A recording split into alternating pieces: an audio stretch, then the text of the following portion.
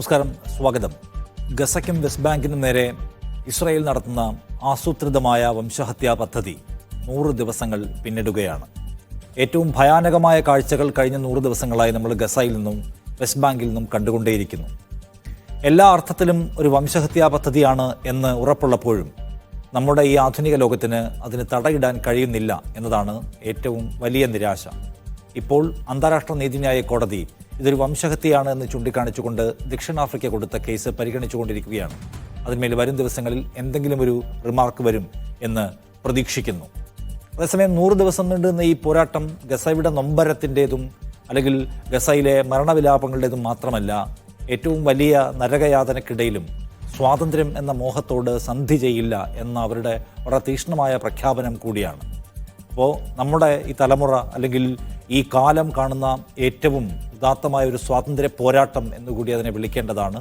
ഏറ്റവും ഹീനമായ ആക്രമണം അവർക്കെതിരെ നടക്കുമ്പോൾ 100 ദിവസം പിന്നിടുമ്പോൾ ഈ കവറേജ് ഏതൊക്കെ വഴികളിലൂടെയാണ് കടന്നു വന്നത്, ഒപ്പം പ്രേക്ഷകരെ ഗസയുടെ നൊമ്പരങ്ങൾ അനുഭവിപ്പിക്കുന്നതിൽ, ഗസയുടെ പോരാട്ടത്തിൻ്റെ ചരിത്രവും വർത്തമാനവും പഠിപ്പിക്കുന്നതിൽ എന്തുമാത്രം ശരിയാവണ്ണം സഞ്ചരിക്കാൻ കഴിഞ്ഞു എന്ന് പരിശോധിക്കുകയാണ് ഞങ്ങൾ ഈ സമയത്ത്.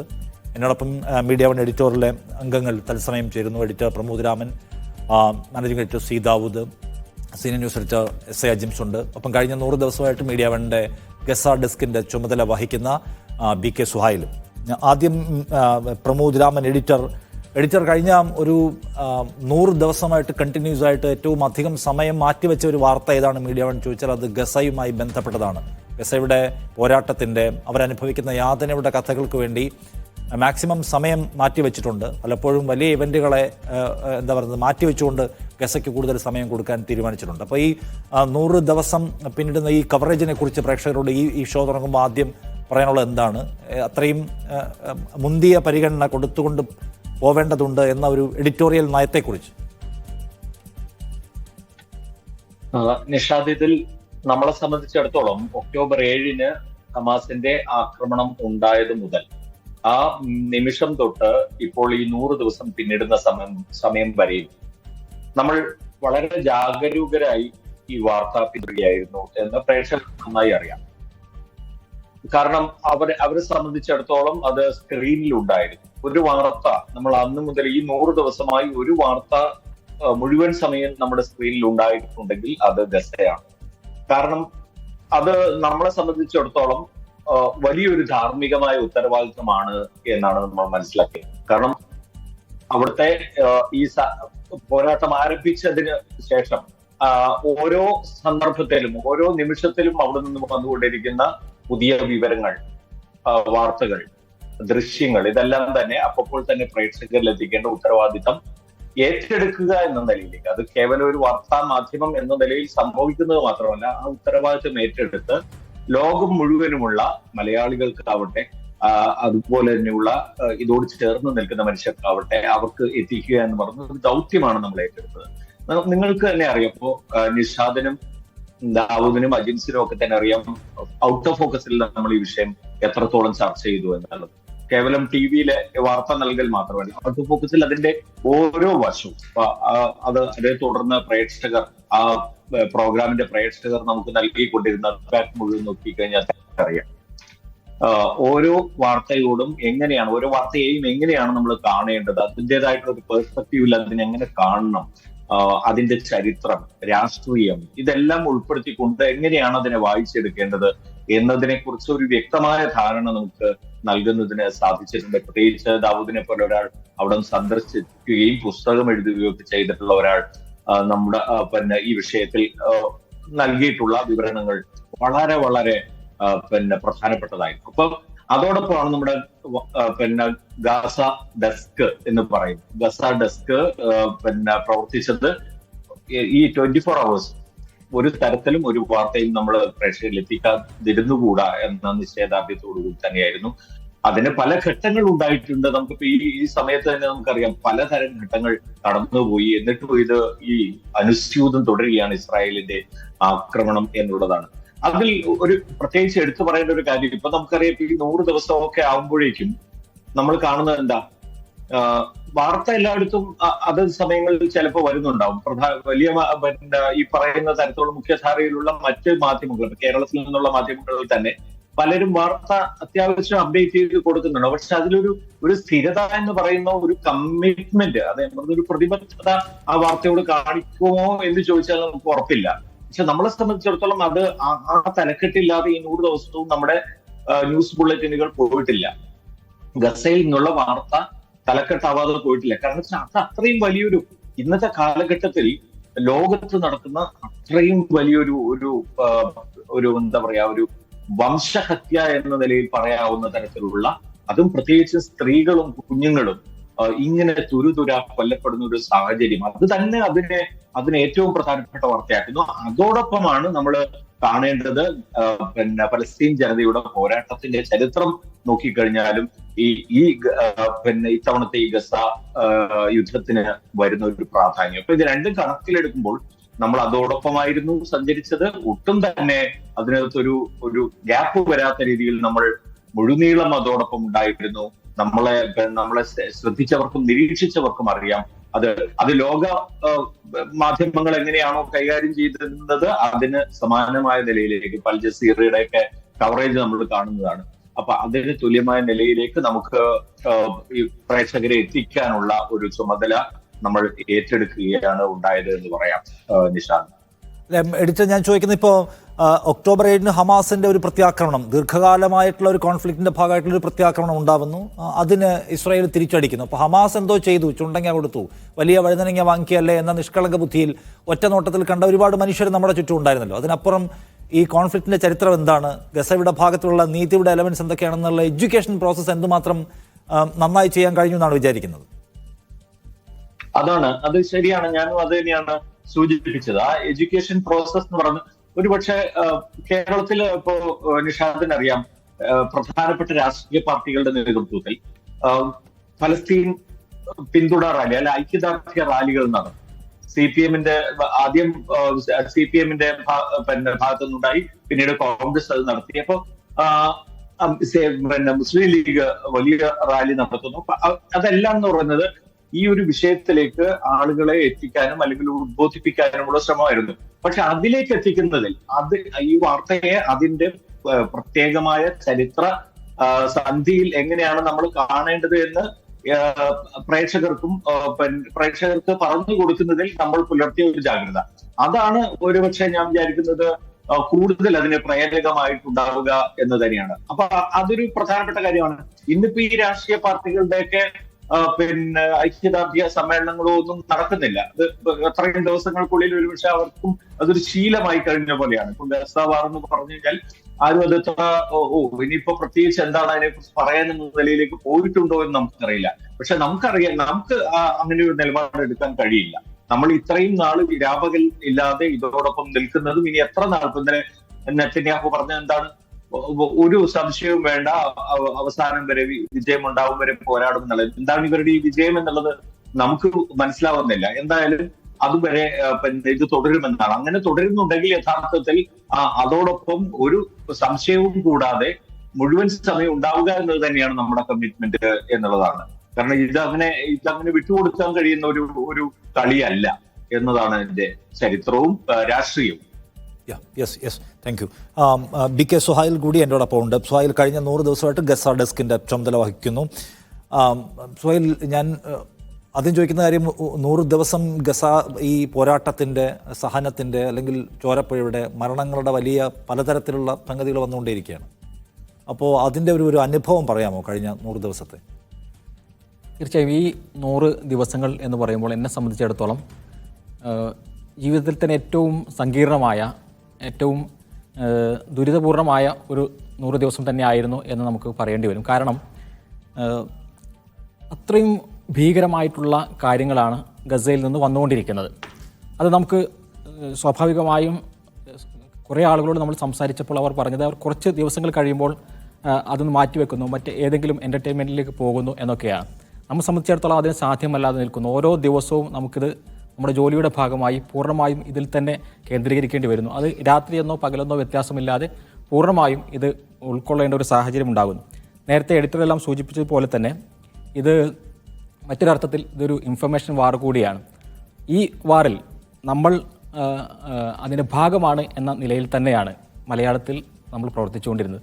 ആ അർത്ഥത്തിൽ നോക്കുകയാണെങ്കിൽ സ്വാഭാവികമായും അവിടെ നിന്ന് വരുന്ന ഓരോ വാർത്തകളുടെ ഒരു പ്രളയം ഉണ്ടാകുന്നു. പക്ഷേ അതിനെ നമ്മുടേതായ രൂപത്തിൽ അവതരിപ്പിക്കുക എന്നുള്ളത് തന്നെയായിരുന്നു ഏറ്റവും സങ്കീർണമായിട്ടുള്ളൊരു കാര്യം. അതിൽ നമ്മളെ സംബന്ധിച്ചിടത്തോളം ഏറ്റവും സങ്കടകരമായത് പ്രത്യേകിച്ചും കുട്ടികളുടെ എല്ലാം വിഷ്വലുകൾ, അവരുടെ വാർത്തകൾ ഇതെല്ലാം വരുമ്പോൾ ഉണ്ടാകുന്ന ഒരു മാനസികമായിട്ടുള്ള പ്രയാസങ്ങളുണ്ടായിരുന്നു. പ്രത്യേകിച്ചും കുട്ടികളെന്ന് പറയുന്നത് പല ആളുകൾക്കും ഒരു വീക്ക്നെസ് ആയിരിക്കും. എന്നെ സംബന്ധിച്ചിടത്തോളം അങ്ങനെ തന്നെയാണ്.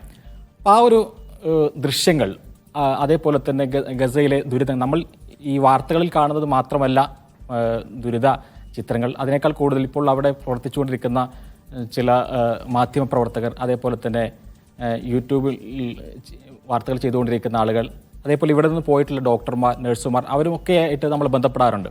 അപ്പോൾ അവർ തരുന്ന വിഷ്വലുകൾ അല്ലെങ്കിൽ അവർ തരുന്ന വാർത്തകൾ ഇതിനെ നമ്മൾ കാണുന്നതിനേക്കാൾ ഭീകരമായിട്ടുള്ള കാര്യങ്ങളാണ്. അപ്പോൾ സ്വാഭാവികമായും ആ ഒരു കാര്യങ്ങൾ നമ്മുടെ ജീവിതത്തിനെ മാറ്റിമറിക്കുന്ന തരത്തിലേക്കുള്ള കാര്യങ്ങളായി മാറിയിട്ടുണ്ട്. ഇപ്പോൾ ഇതിനിടെ ഈ 100 ദിവസത്തിനിടയിലാണ് വ്യക്തിപരമായ ഒരു അനുഭവം പറയുകയാണെങ്കിൽ ഹെർപ്പസ് സോസ്റ്റർ എന്ന് പറയുന്ന അസുഖം എനിക്ക് വരുന്നത്. അപ്പോൾ ചില ഡോക്ടർമാർ എന്നോട് പറഞ്ഞത് പലതരത്തിലുള്ള അതിനുള്ള കാരണങ്ങളുണ്ടാകും, അതിൽ ഒരു കാരണം സ്ട്രെസ്സാണ് എന്നുള്ളതാണ്. സ്വാഭാവികമായും ഈ ഒരു സ്ട്രെസ്സിലൂടെ നമ്മൾ കടന്നു പോയിട്ടുണ്ട് എന്ന് തന്നെ നമുക്ക് പറയേണ്ടി വരും. അതോടൊപ്പം നമ്മൾ ഇതൊക്കെ ഈ ദുരിതങ്ങളും ഈ പ്രയാസങ്ങളും ഒരു ഭാഗത്തുണ്ടെങ്കിലും മറുഭാഗത്ത് നമുക്ക് പറയാവുന്ന ഒരു കാര്യം, ഇത് അതിജീവനത്തിൻ്റെ ഒരു കഥ കൂടിയായിരുന്നു ഗസയെ സംബന്ധിച്ചിടത്തോളം. ആ അർത്ഥത്തിൽ നോക്കുകയാണെങ്കിൽ 2023 എന്ന് പറയുന്നത് മാധ്യമപ്രവർത്തന മേഖലയിൽ പ്രത്യേകിച്ചും മലയാളത്തിൽ മാപ്ര വിവാദമെല്ലാം നടന്നുകൊണ്ടിരിക്കുന്ന ഒരു സമയമാണ്. അതിന് പിന്നിലുള്ള രാഷ്ട്രീയമെല്ലാം നമുക്ക് വേറെ അർത്ഥത്തിൽ ചർച്ച ചെയ്യപ്പെടാമെങ്കിലും ഈ കാലത്ത് നമുക്ക് ഏറ്റവും നല്ല ഒരു മാധ്യമപ്രവർത്തനം അല്ലെങ്കിൽ ലോകത്തിന് മുമ്പിൽ നമ്മൾ ചെയ്യേണ്ട ചില കാര്യങ്ങൾ കഴിഞ്ഞ 3 മാസം ചെയ്തു എന്നൊരു ചാരിതാർത്ഥ്യം കൂടി നമുക്ക് ലഭിച്ചു എന്നുള്ളതാണ് ഈ 100 ദിവസത്തെ ഒരു അനുഭവം നമ്മെ പഠിപ്പിക്കുന്നത്. നമ്മളെക്കാൾ കൂടുതൽ ജാഗരൂകരായി നിൽക്കുന്ന പ്രേക്ഷകർ നമ്മുടെ കൂടെയുണ്ട് എന്നുള്ളതും ഏറ്റവും ശ്രദ്ധേയമാണ്. കാരണം നമ്മൾ ഒരു വാർത്തയിൽ ഒരു പിശക് വരുത്തുന്നുണ്ട് എന്ന് തോന്നിക്കഴിഞ്ഞാൽ അതിനെ തിരുത്താൻ സാധിക്കുന്ന പ്രേക്ഷകരുള്ള ഒരു സമൂഹം ഈ വാർത്തകളൊക്കെ ഇങ്ങനെ കൊടുക്കേണ്ടതുണ്ടോ, 24 മണിക്കൂർ ഇത് ഫോളോ ചെയ്യേണ്ടതുണ്ടോ എന്ന ചോദ്യത്തിന് മുമ്പിൽ അതിനേക്കാൾ കൂടുതൽ ഫോളോ ചെയ്യുന്ന പ്രേക്ഷകർ മലയാളത്തിലുണ്ട് എന്നുള്ളത് അത് നമ്മുടെ ബാധ്യത അല്ലെങ്കിൽ നമ്മുടെ ചുമതല കുറച്ചുകൂടി നമ്മെ ബോധ്യപ്പെടുത്തുന്നതായിരുന്നു എന്ന് ഈ 100 ദിവസം നമുക്ക് തെളിയിക്കും. തീർച്ചയായിട്ടും വളരെ ഡിസ്റ്റർബിംഗ് ആയിരിക്കുമ്പോൾ തന്നെ ഉത്തരവാദിത്വം നിറവേറ്റാൻ കഴിഞ്ഞു എന്ന ചരിതാർത്ഥ്യം കൂടി പങ്കുവയ്ക്കുകയാണ്. സുഹൈൽ, പ്രേക്ഷകരുടെ കാര്യം പ്രത്യേകമായി പറയേണ്ടത്, കാരണം ഗസ നമ്മൾ എടുക്കുമ്പോഴെല്ലാം അത് കാണാനും അതിനെ പിന്തുണയ്ക്കാനും അതിനകത്ത് എൻഗേജ് ചെയ്യാനും പ്രേക്ഷകർ വലിയ തോതിൽ ഉണ്ടായിരുന്നു. അത്രത്തോളം മാനവിക ബോധമുള്ള മനുഷ്യന്മാർ ഇത് കാണാനിരിക്കുന്നു എന്നുള്ളത് ഉത്തരവാദിത്തത്തിൻ്റെ ഭാരം കൂട്ടുന്നതാണ്. ദൗസഭ ഞാൻ ചോദിക്കുന്നത്, നമ്മൾ ഗസയെക്കുറിച്ചും അതിൻ്റെ 100 ദിവസത്തെക്കുറിച്ചും സംസാരിക്കും, എപ്പോഴും വേദനയെക്കുറിച്ചും അവിടെ നടക്കുന്ന വലിയ നഷ്ടങ്ങളെക്കുറിച്ചൊക്കെയാണ് സംസാരിക്കുന്നത്. അതിനപ്പുറം 7 പതിറ്റാണ്ട് നിന്നിട്ടുള്ള ഈ കോൺഫ്ലിക്റ്റിലെ അവസാന ഘട്ടത്തിൽ 2023 ഈ ഡെവലപ്മെൻറ്റ് അത് വേറെ ഏതൊക്കെ നിലയ്ക്ക് വികസിച്ചിട്ടുണ്ട്, വേറെ ഏതൊക്കെ നിലയ്ക്ക് വളരെ പോസിറ്റീവായിട്ടുള്ള മേഖലകളിലേക്ക് വളർന്നിട്ടുണ്ട് എന്നാണ് തോന്നുന്നത് ഈ യാതനയെ മാറ്റിവെച്ചാൽ? അതിൽ ഏറ്റവും പ്രധാനപ്പെട്ടൊരു കാര്യം, നമ്മൾ ഇപ്പോൾ ഫലസ്തീനെക്കുറിച്ച് പറയുമ്പോൾ സാധാരണ ആളുകൾ പറയുന്ന സങ്കടത്തോടെ പറയുന്നൊരു കാര്യമുണ്ട്. എന്താണിത്, ഇപ്പോൾ 75 വർഷമായിട്ട് അവരിങ്ങനെ ഈ പോരാടിക്കൊണ്ടിരിക്കുകയാണല്ലോ, 75 വർഷമായി അവരിങ്ങനെ യാതനകൾ അനുഭവിച്ചുകൊണ്ടിരിക്കുകയാണല്ലോ, എന്താണ് ഇതിനൊരു മാറ്റം വരാത്തത് എന്ന മട്ടിൽ ആളുകൾ പ്രയാസത്തോടു കൂടി സംസാരിക്കുന്നത് നമ്മൾ കേൾക്കാറുണ്ട്. അതിൻ്റെ തന്നെ ഒരു മറുവശം നമ്മൾ എടുത്തു നോക്കുക. 75 വർഷമായി ഫലസ്തീനുകൾ പോരാടിക്കൊണ്ടിരിക്കുന്നു എന്ന് പറയുമ്പോൾ തന്നെ അതിൻ്റെ മറുപുറം എന്താണ്? 75 വർഷമായി ഒരു കൊളോണിയൽ പ്രൊജക്റ്റ് ഇതുവരെയും കംപ്ലീറ്റ് ചെയ്യാൻ സാധിക്കാതെ നിൽക്കുകയാണ്. ആ കൊളോണിയൽ പ്രൊജക്റ്റ് എന്താണ്? ലോകത്തെ മുൻനിര രാഷ്ട്രങ്ങൾ, ഇന്ന് ലോകത്തെ നിയന്ത്രിക്കുന്ന സർവ്വരാജ്യങ്ങളുടെയും പിന്തുണയോടുകൂടി നടപ്പിലാക്കപ്പെടുന്ന ഒരു പ്രോജക്റ്റാണ്. നമ്മൾ കാണേണ്ട കാര്യം ഇപ്പോൾ അമേരിക്ക, ബ്രിട്ടൻ, ഫ്രാൻസ്, ജർമ്മനി, ഇങ്ങനെ നോക്കിക്കഴിഞ്ഞാൽ ലോകത്തെ മുൻനിര ശക്തികളെല്ലാം പ്രൊജക്റ്റ് ഇസ്രായേലിൻ്റെ കൂടെയാണ്. മുമ്പ് സോവിയറ്റ് യൂണിയൻ നിലനിന്നിരുന്ന കാലത്ത് നമ്മൾ കാണണം, അമേരിക്കയുടെ എല്ലാ പ്രൊജക്റ്റിനും എതിർവശത്തായിരുന്നു സോവിയറ്റ് യൂണിയൻ ഉണ്ടാകാറുണ്ടായിരുന്നു.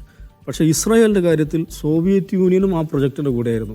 ഇസ്രായേൽ രൂപീകരണ കാലത്ത് ഏറ്റവും അധികം ജൂതർ അങ്ങോട്ട് കുടിയേറി ചെല്ലുന്നത് സോവിയറ്റ് യൂണിയനിൽ നിന്നാണ്. ഇന്ന് ഇസ്രായേലി മിനിസ്ട്രിയിലുള്ള മന്ത്രിസഭയിലുള്ള 1/2 ഡസനോളം ആളുകൾ പഴയ സോവിയറ്റ് നാടുകളിൽ നിന്ന് അവിടെ കുടിയേറി വന്നവരുടെ പിന്മുറക്കാരാണ്. എന്ന് പറഞ്ഞാൽ ലോകത്തെ വൻനിര ശക്തികളുടെ നേതൃത്വത്തിൽ നടപ്പിലാക്കപ്പെട്ട ഒരു വലിയ പ്രോജക്റ്റ് 75 വർഷമായിട്ടും അവർക്കത് ആ പ്രോജക്റ്റ് കംപ്ലീറ്റ് ചെയ്യാൻ പറ്റുന്നില്ല, ആ പ്രോജക്റ്റ് ഫിനിഷ് ചെയ്യാൻ പറ്റുന്നില്ല എന്നുള്ളതിൻ്റെ കൂടെ ഉദാഹരണമാണ് ഫലസ്തീൻ അല്ലെങ്കിൽ ഇസ്രായേൽ എന്ന് പറയുന്നത്. അപ്പോൾ 75 വർഷത്തെ യാതനകളുടെ ചരിത്രം മാത്രമല്ല, 75 വർഷത്തെ ഇസ്രായേലിൻ്റെ പരാജയത്തിൻ്റെ ചരിത്രം കൂടിയാണ് നമ്മൾ മനസ്സിലാക്കണം.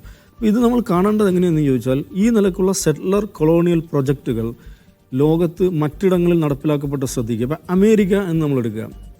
അമേരിക്കയെക്കുറിച്ച് നമ്മൾ സ്കൂളിലൊക്കെ എന്താ പഠിക്കുന്നത്? Columbus discovered America, America was discovered by Columbus എന്ന് ആക്റ്റീവ് വോയിസിലും പാസീവ് വോയിസിലും പഠിക്കുന്ന ആളുകളാണ് നമ്മൾ. ആക്ച്വലി അവിടെ എന്താ സംഭവിച്ചത്? അവിടെ ദശലക്ഷക്കണക്കിന് വരുന്ന റെഡ് ഇന്ത്യൻസ് എന്ന് പറയുന്ന ജനവിഭാഗത്തെ അവരെ കൂട്ടക്കൊല ചെയ്ത്, അവരെ എൻസ്ലൈവ് ചെയ്ത്, അവരെ നാട് കടത്തി, അങ്ങനെ ഉണ്ടാക്കപ്പെട്ട ഒരു സെറ്റ്ലർ കൊളോണിയൽ പ്രൊജക്റ്റാണ് അമേരിക്ക എന്ന് പറയുന്നത്. പക്ഷെ അതങ്ങനെ ആയിരുന്നു എന്ന് നമ്മുടെ വിദൂര ബോധത്തിൽ പോലും ഇല്ല. നമ്മൾ പോലും പഠിക്കുന്നത് എന്താണ്? കൊളംബസ് ഡിസ്കവേർഡ് അമേരിക്ക എന്നാണ്, കൊളംബസ് ഇൻവേഡഡ് അമേരിക്ക എന്നല്ല. അപ്പോൾ റെഡ് ഇന്ത്യൻസ് എന്ന് പറയുന്ന ജനവിഭാഗം, അവരുടെ ചരിത്രം, അവരുടെ നാഗരികത, അവരുടെ ഭാഷ, അവരുടെ സംഗീതം, അവരുടെ നൃത്തം, അവരുടെ സംസ്കാരം, ഇവയെക്കുറിച്ച് ഒരു വിദൂരമായ ഓർമ്മയിൽ പോലും അതില്ലാത്ത വിധം തുടച്ചു നീക്കി ഉണ്ടാക്കപ്പെട്ട ഒരു സംവിധാനമാണ് അമേരിക്ക. അതാണ് സെറ്റ്ലർ കൊളോണിയലിസം എന്ന് പറയുന്നത്. 1950 ടിബറ്റ് ചൈന അധിനിവേശം ചെയ്തത്. നോക്കൂ, ഇന്ന് ടിബറ്റിൻ്റെ ദലൈലാമ ഇന്ത്യയിൽ അവിടെയും ഇവിടെയൊക്കെ സമാധാന സമ്മേളനത്തിൽ പ്രസംഗിക്കുന്നു എന്നല്ലാതെ തിബത്തിൻ്റെ സ്വാതന്ത്ര്യത്തിനുണ്ട്. തിബത്ത് എന്ന് പറഞ്ഞാൽ സ്വന്തമായ മതവും സ്വന്തമായ സംസ്കാരവും സ്വന്തമായ നാഗരികതയുമുള്ളൊരു ജനവിഭാഗമായിരുന്നു. തിബത്ത് എന്ന വാക്കുച്ചരിക്കാൻ സാധിക്കാതെ, തിബത്തിന് വേണ്ടി ഒരു സായാഹ്ന ധർണ പോലും നടത്താൻ പറ്റാത്ത 50 വർഷമാണ് കഴിഞ്ഞ, അല്ലെങ്കിൽ 70 വർഷമാണ് കഴിഞ്ഞപ്പോഴും നമുക്ക് കാണണം. അപ്പോൾ ആ ഒരു കോണ്ടക്സ്റ്റിലാണ് നമ്മൾ ഫലസ്തീനെ കാണേണ്ടത്. 75 വർഷമായിട്ട് ലോകത്തെ സർവ സാമ്രാജ്യത്വ ശക്തികളും ഒത്തുചേർന്ന് നടപ്പിലാക്കിക്കൊണ്ടിരിക്കുന്ന ഒരു മഹാപദ്ധതിയെ ഇനിയും പൂർത്തീകരിക്കാൻ സാധിക്കാത്ത വിധം തടഞ്ഞു നിർത്തിയ ഒരു ജനത എന്നുള്ളതാണ് ഫലസ്തീനിലെ പ്രത്യേകത. അപ്പോൾ ആ പ്രൊജക്റ്റ് ഇസ്രായേൽ എന്ന് പറയുന്ന ആ ഒരു സംഗതി അതിൻ്റെ ഒരു പൂർണ്ണതയിലേക്ക് പോവുകയാണ് എന്ന ഒരു പ്രതീതി സൃഷ്ടിക്കപ്പെട്ട വർഷമായിരുന്നു കഴിഞ്ഞ 1-2 വർഷം. ട്രംപിൻ്റെ നേതൃത്വത്തിലുള്ള ഡീൽ ഓഫ് ദ സെഞ്ചുറി വരുന്നു. നെതന്യാഹു സെപ്റ്റംബറിലാണ് UN പോയി പ്രസംഗിക്കുന്നത്, ഇതെല്ലാം പുതിയ മിഡിൽ ഈസ്റ്റ് പറക്കുകയാണെന്നൊക്കെ പറഞ്ഞിട്ട്.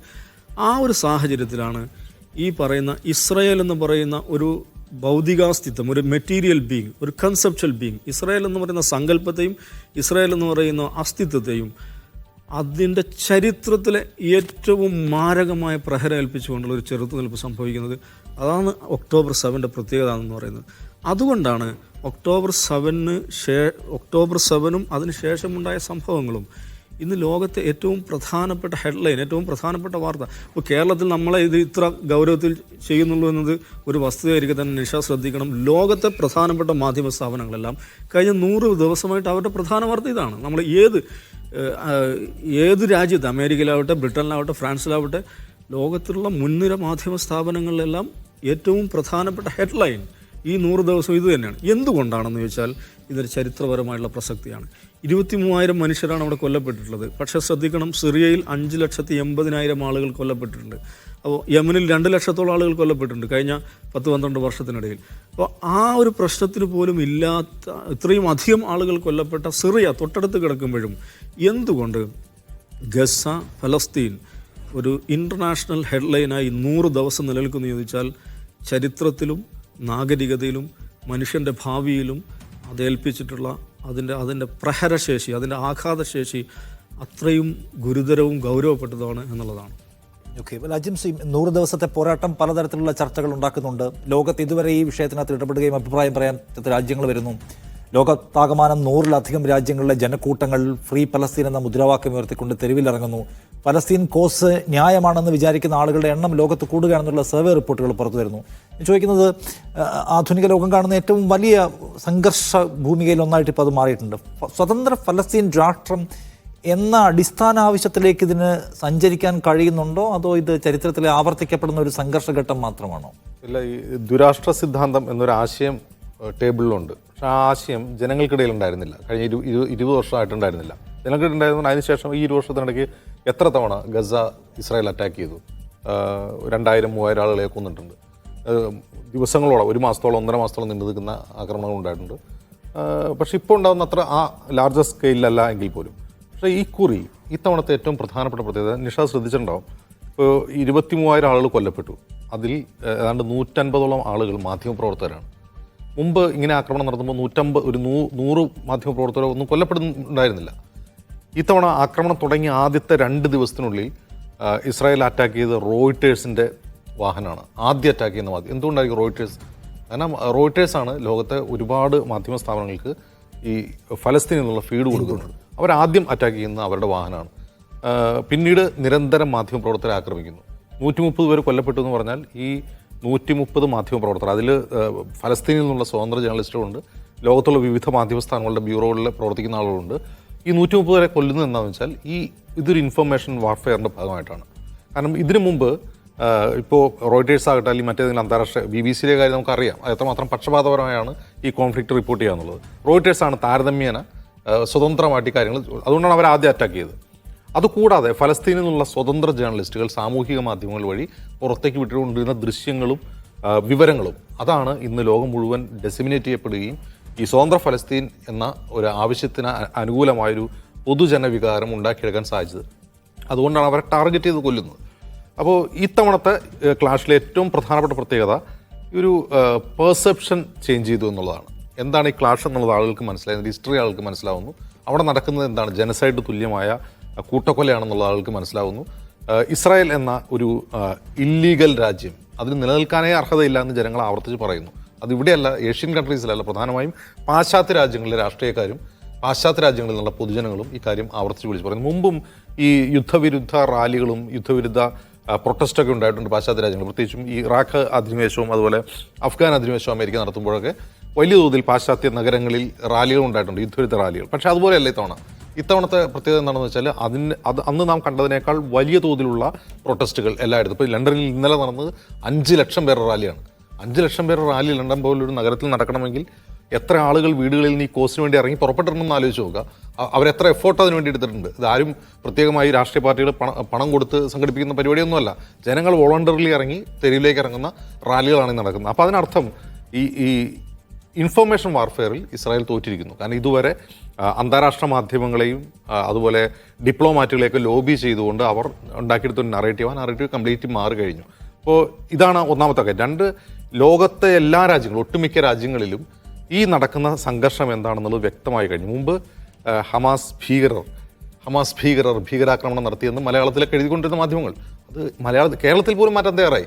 അതാണ് അതിൻ്റെ ഏറ്റവും വലിയ പ്രത്യേകത. അതായത് ഹമാസ് ആകട്ടെ അല്ലെങ്കിൽ ഫലസ്തീനിലെ ഏതെങ്കിലും സംഘടനയാകട്ടെ, ഇനി ഒന്നും വേണ്ട, ഫലസ്തീനിലെ ഒരു സാധാരണ പൗരനാകട്ടെ, അവർ നടത്തുന്ന ഏത് ചെറുത്തുനിൽപ്പും, അത് മിസൈൽ ഉപയോഗിച്ചാകട്ടെ, കല്ലുപയോഗിച്ചാകട്ടെ, തോക്ക് ഉപയോഗിച്ചാകട്ടെ, നടത്തുന്ന എല്ലാ ചെറുത്തുനിൽപ്പും അന്താരാഷ്ട്ര യുദ്ധ നിയമങ്ങൾ പ്രകാരം ലെജിറ്റിമേറ്റ് ആണ്. അവർക്ക് അത് ചെയ്യാനുള്ള അർഹതയുണ്ട് എന്ന് ആളുകൾക്ക് മനസ്സിലായി. അത് തുറന്നു പറയുകയാണ് മീഡിയ വൺ ഉൾപ്പെടെ ചെയ്തതെന്നാണ് എനിക്ക് തോന്നുന്നത്. അതായത് ഇസ്രായേൽ ഫലസ്തീൻ സംഘർഷം എന്ന് പറയുമ്പോൾ 2 രാജ്യങ്ങൾ തമ്മിലുള്ള യുദ്ധമാണ് എന്ന ധാരണ മാറി. ഇത് 2 രാജ്യങ്ങൾ തമ്മിലുള്ള യുദ്ധമല്ല, ഒരു രാജ്യം ആക്രമിച്ച് കീഴടക്കിയ ബാഹ്യശക്തികൾ, ആ ബാഹ്യശക്തികൾക്കെതിരെ അവിടെ ആ മണ്ണിൽ ജനിച്ചു വളർന്ന ജനങ്ങൾ നടത്തുന്ന ചെറുത്തുനിൽപ്പാണ്. ആ ചെറുത്തുനിൽപ്പാണ് ഈ നടക്കുന്നത്. അതല്ലാതെ 2 രാജ്യങ്ങൾ, തുല്യശക്തികളായ 2 രാജ്യങ്ങൾ തമ്മിലുള്ള യുദ്ധങ്ങളല്ല എന്ന് ആളുകൾക്ക് മനസ്സിലായി. മറ്റൊരു കാര്യം, ഇസ്രായേൽ സ്ഥാപിക്കപ്പെട്ടത് എല്ലാ തരത്തിലുള്ള അന്താരാഷ്ട്ര നിയമങ്ങളുടെയും ലംഘനമാണെന്നും അവർ ഇതുവരെ നിലനിൽക്കുന്നത് തന്നെ എല്ലാ നിയമങ്ങളെയും കാറ്റിൽ പറത്തിയും എല്ലാ കരാറുകളെയും കാറ്റിൽ പറത്തിയാണെന്നും ആളുകൾക്ക് മനസ്സിലായി കഴിഞ്ഞിരിക്കുന്നു. മൂന്നാമത്തെ കാര്യം, നമ്മൾ കേൾക്കുന്ന പോലെ ഈ IS, അൽ ഖ്വയ്ദ എന്നൊക്കെ പറയുന്നത് പോലുള്ള തീവ്രവാദ സംഘടനയല്ല ഹമാസ് എന്ന് പറയുന്നത് അവരുടെ രാജ്യത്തിന് വേണ്ടി ആയുധമെടുത്ത് പോരാടുന്ന ഒരു വിഭാഗമാണ്. അവർക്ക് ഫലസ്തീൻ ജനതയുടെ മാൻഡേറ്റ് ഉണ്ട് അത് ചെയ്യാൻ എന്നും ലോകത്തിന് മനസ്സിലായി. ഇത്രയും കാര്യത്തിൽ ഈ യുദ്ധത്തിൽ ഇപ്പോൾ 23,000 മനുഷ്യർ മരിച്ചു വീണ ഗസ എന്ന ഒരു ചെറിയ സ്ട്രിപ്പിലെ ഏതാണ്ട് 80% വീടുകളും വാസയോഗ്യമല്ലാതെ തീർന്ന 85% ജനങ്ങളും ഇന്റേണലി ഡിസ്പ്ലേസ്ഡ് ആയിട്ടുള്ള ഇത്രയും ഭീകരമായ ഒരു യുദ്ധത്തിൽ ഈ ഒരർത്ഥത്തിൽ ലോകത്ത് വലിയൊരു മാറ്റം ഉണ്ടായി കഴിഞ്ഞിട്ടുണ്ട്. അതുകൊണ്ട് തന്നെ ഫ്രീ ഫലസ്തീൻ എന്നതല്ല, ദ്വിരാഷ്ട്ര സിദ്ധാന്തം എന്നതിനേക്കാൾ അപ്പുറം ഫ്രീ ഫലസ്തീൻ രാജ്യം എന്നൊരു കോസ് ജനങ്ങൾക്കിടയിൽ വ്യാപിക്കാൻ ഇത്രയും ഈ 100 ദിവസത്തെ ഈ ആക്രമണം കാരണമായിട്ടുണ്ട് എന്നാണ് നമുക്ക് മനസ്സിലാക്കേണ്ടത്. സുഹൈൽ, ഇപ്പോഴത്തെ ഇതിൻ്റെ ഒരു ആക്ച്വൽ സിറ്റുവേഷൻ എന്താണെന്ന് വെച്ചാൽ 100 ദിവസം പിന്നിടുമ്പോൾ ഹമാസിനെ സംബന്ധിച്ച് അവർക്ക് പുറത്തുനിന്ന് എന്തെങ്കിലും സഹായം മേടിക്കാനൊന്നും കഴിയാത്തതും എല്ലാം അടയ്ക്കപ്പെട്ട ഒന്നാണ്. പിന്നെ എല്ലാ തരത്തിലുള്ള ഇൻഫ്രാസ്ട്രക്ചറും അവിടെ തകർക്കപ്പെട്ട് കഴിഞ്ഞിട്ടുണ്ട്. എപ്പോഴും ഫ്യൂവൽ ചെയ്യപ്പെടുന്ന വീണ്ടും വീണ്ടും റീചാർജ് ചെയ്യപ്പെടുന്ന ഒരു സൈന്യമാണ് ഇസ്രായേലിൻ്റേത്. മറ്റവർക്ക് അതിനുള്ള സാധ്യതകളുമില്ല. പക്ഷെ 100 ദിവസം പിന്നീട് ഇപ്പോഴും കരയുദ്ധം വളരെ സ്ട്രോങ് ആയി പല സ്ഥലത്തും നടക്കുന്നുണ്ട്. അപ്പോൾ ഈ യുദ്ധത്തിൻ്റെ ഒരു എന്തുമാത്രം എന്താ പറയുക ആഴമുണ്ട്, എന്തുമാത്രം പഴയ അത്രയും ഇതിൽ ഇവർക്ക് പ്രത്യാക്രമണം നടത്താൻ കഴിയുന്നുണ്ട്, എന്താണ് അവിടുത്തെ ഇപ്പോഴത്തെ ഒരു കാഴ്ച എന്താണ്? തീർച്ചയായും അക്കാര്യം ഒരു അത്ഭുതകരമാണ്. എന്താണ് ഹമാസ്, എങ്ങനെയാണ് ഇത് പ്രതിരോധിക്കുന്നത് എന്നുള്ളത് ലോകത്തിന് മുമ്പിൽ തന്നെ വലിയ അത്ഭുതമാണ്. ഇപ്പോൾ തന്നെ നോക്കുക, ഈ യുദ്ധത്തിൻ്റെ ഏറ്റവും പ്രധാനപ്പെട്ട പ്രഥമമായ ലക്ഷ്യമായി നെതന്യാഹു പറഞ്ഞിരുന്നത് എന്തായിരുന്നു? ഒക്ടോബർ 7 ആക്രമണം നടന്നതിന് തൊട്ടുടനെ പറഞ്ഞു, എല്ലാ മന്ത്രിസഭാംഗങ്ങളുടെയും പിന്തുണയോടുകൂടി ഞാനൊരു കാര്യം പ്രഖ്യാപിക്കുകയാണ്. അത് മറ്റൊന്നുമല്ല, IDF ഉപയോഗിച്ചുകൊണ്ട് ഹമാസിനെ ഞങ്ങൾ ഇല്ലാതെയാക്കും. അത് വളരെ പെട്ടെന്ന് തന്നെ നടക്കും. അതിന് എന്ത് കാര്യം ചെയ്യണമോ അതിനെല്ലാം IDF ഞങ്ങൾ സമ്മതം കൊടുക്കുകയാണ് എന്നാണ് പ്രഖ്യാപനം നടത്തിയത്. ഒരു മാസം കഴിഞ്ഞപ്പോൾ വീണ്ടും അദ്ദേഹം ആവർത്തിച്ചു 3 യുദ്ധത്തിൻ്റെ ലക്ഷ്യങ്ങൾ പറഞ്ഞു. അതിലും ഒന്നാമത്തെ കാര്യം ഹമാസിനെ ഇല്ലാതെയാക്കുക എന്നുള്ളതായിരുന്നു. പക്ഷേ ഈ യുദ്ധം ഇങ്ങനെ 100 ദിവസം പിന്നിടുന്ന ഘട്ടത്തിലും ഇപ്പോൾ അവർക്ക് ഹമാസ് എന്ന് ആദ്യത്തെ ഒരു ലക്ഷ്യമായി പറയാൻ പോലും സാധിക്കാത്ത രൂപത്തിലേക്ക് ഹമാസിനെ ഇല്ലാതെയാക്കാൻ സാധിക്കില്ല എന്ന തലത്തിലേക്ക് അവർ എത്തിയിരിക്കുകയാണ്. അത് എങ്ങനെയാണ് അവർ സാധിച്ചത്? കഴിഞ്ഞ ദിവസങ്ങളെല്ലാം അവിടെ നിന്ന് ഈ ഗസയിൽ നിന്ന് വന്നുകൊണ്ടിരിക്കുന്ന ഇസ്രായേലി സൈനികരുടെ ശവപ്പെട്ടികൾ, അതേപോലെ തന്നെ പരിക്കേറ്റിട്ടുള്ള ആളുകളുടെ ദൃശ്യങ്ങൾ, ഇതെല്ലാം അത് നമുക്ക് പറഞ്ഞു തരുന്നുണ്ട്. അൽ-ഖസാം ബ്രിഗേഡ് എങ്ങനെയാണ് ഇവരെ നേരിട്ട് കൊണ്ടിരിക്കുന്നത് എന്നുള്ളത്. ഏറ്റവും ലോകത്ത് തന്നെ ഏറ്റവും അത്യാധുനികമായ ആയുധങ്ങൾ അമേരിക്ക അവർക്ക് ഇൻ്റലിജൻസ് സഹായവും നൽകുന്നു. പെൻറ്റഗൺ നേരിട്ട് ആയുധങ്ങൾ എത്തിക്കുന്നു, സാമ്പത്തികമായ സഹായങ്ങൾ എത്തിക്കുന്നു. ഇതൊക്കെ ഉണ്ടായിട്ടും എങ്ങനെയാണ് ഇവർ ഈ ലോകശക്തിയെ അതിജീവിച്ചത് എന്നുള്ളത്, ഈ നേരത്തെ ഈ ഒരു യുദ്ധം പല അർത്ഥത്തിലും വ്യത്യാസപ്പെട്ടിരിക്കുന്നു എന്ന് പറഞ്ഞതുപോലെ തന്നെ, ലോക ചരിത്രത്തിൽ അടയാളപ്പെടുത്തപ്പെട്ടിരിക്കുന്നു എന്ന് പറഞ്ഞതുപോലെ തന്നെ, ഇതും വളരെ പ്രധാനമായി എങ്ങനെയാണ് ഹമാസ് ഇത്രയും 100 ദിവസം ഈ ലോകശക്തിയെ തടുത്തു നിർത്തിയത് അല്ലെങ്കിൽ പ്രതിരോധിച്ച് നിർത്തിയത് എന്നുള്ളത് വലിയ അത്ഭുതമായി തന്നെ നിലനിൽക്കും. അതോടൊപ്പം നമുക്ക് ചേർത്ത് വെക്കേണ്ടത്, ഇത് ഇങ്ങനെ പറയുമ്പോൾ ഈ ദിവസങ്ങൾക്കിടയിൽ ഇപ്പോൾ ഈ ഹമാസിനെ പൂർണ്ണമായും വടക്കൻ ഗസയിൽ നിന്ന് നീക്കി എന്നൊക്കെയാണ് പറയുന്നത്. ഇനി തെക്കൻ ഗസയിൽ നിന്ന് കൂടി നീക്കിയാൽ മതി എന്നാണ് പുറമെ പറയുന്നത്. എങ്കിലും അവിടെ നിന്ന് IDFൻ്റെ ഇൻ്റലിജൻസ് വിഭാഗം നൽകുന്ന ഒരു റിപ്പോർട്ട് കഴിഞ്ഞ ദിവസം വന്നിരുന്നു. അതായത് ഹമാസിനെ പൂർണ്ണമായും ഇല്ലാതെയാക്കുക എന്ന് നമ്മൾ ഇനി പറയേണ്ടതില്ല, ഗസയെ ഭരിക്കാൻ പറ്റാത്ത രൂപത്തിലേക്ക്, ഹമാസിന് അത്തരം ഒരു ശക്തി ഇല്ലാത്ത രൂപത്തിലേക്ക് മാറ്റിയതിന് ശേഷം ഈ ഒരു ഗസയുടെ അടുത്തൊരു ഘട്ടത്തിലേക്ക് കടക്കാം എന്നാണ് അവർ പറയുന്നത്. ഇപ്പോൾ തീർച്ചയായും ഇപ്പോൾ വന്നുകൊണ്ടിരിക്കുന്ന ഒരു റിപ്പോർട്ട് പ്രകാരം ഈ ICJയിലുള്ള കോടതിയുടെ വിധി തങ്ങൾക്ക് തിരിച്ചടിയാകാനുള്ള സാധ്യതയുണ്ട് എന്ന് ഇസ്രായേൽ മുൻകൂട്ടി കാണുന്നു എന്നാണ് നമുക്ക് മനസ്സിലാക്കാൻ സാധിക്കുന്നത്. ഏറ്റവും ചുരുങ്ങിയത് യുദ്ധം നിർത്തണം എന്നെങ്കിലും പറയുകയാണെങ്കിൽ അതിനുശേഷം യുദ്ധം തുടരുന്നത് ധാർമ്മികത നോക്കുന്ന ആളുകളല്ല ഇസ്രായേൽ എന്ന് നമുക്കറിയാം. എങ്കിൽ പോലും പലതരത്തിലുള്ള പ്രതിസന്ധി അവർക്കുണ്ടാക്കും എന്നുള്ള അടിസ്ഥാനത്തിൽ ഏറ്റവും രൂക്ഷമായ വ്യോമാക്രമണം നടത്തി ഗസയിലുള്ള ഇനി എന്താണോ അവശേഷിക്കുന്നത് അതുകൂടി തകർക്കാനാണ് ഇപ്പോൾ ഇസ്രായേൽ ലക്ഷ്യം വെക്കുന്നത് എന്നാണ് നമുക്ക് മനസ്സിലാക്കാൻ സാധിക്കുന്നത്. യുദ്ധത്തിൽ നിന്ന് ചെറിയൊരു പിന്മാറ്റം ഉണ്ടാകും, ഇതിൻ്റെ ഒരു ഡെൻസിറ്റി കുറയും എന്നൊക്കെയുള്ള ഒരു നിരീക്ഷണങ്ങൾ ഉണ്ടായിരുന്നു. കരയുദ്ധത്തിൽ നിന്ന് ഭാഗികമായി പിന്മാറ്റം ഉണ്ടാകും എന്നൊക്കെ പറഞ്ഞിരുന്നുവെങ്കിലും ഇപ്പോൾ നടക്കുന്നത് അതല്ല. ഇപ്പോൾ നമ്മൾ ഈ ചർച്ച തുടങ്ങിയതിന് ശേഷം ഒരു പക്ഷേ 15 പേർ കൊല്ലപ്പെട്ടിട്ടുണ്ട്. അങ്ങനെയാണ് ഇപ്പോഴത്തെ കണക്ക്. 250 പേർ കൊല്ലപ്പെടുന്ന തരത്തിലേക്ക് ഓരോ ദിവസവും അത്തരം ഒരു കണക്ക് വരുന്നു.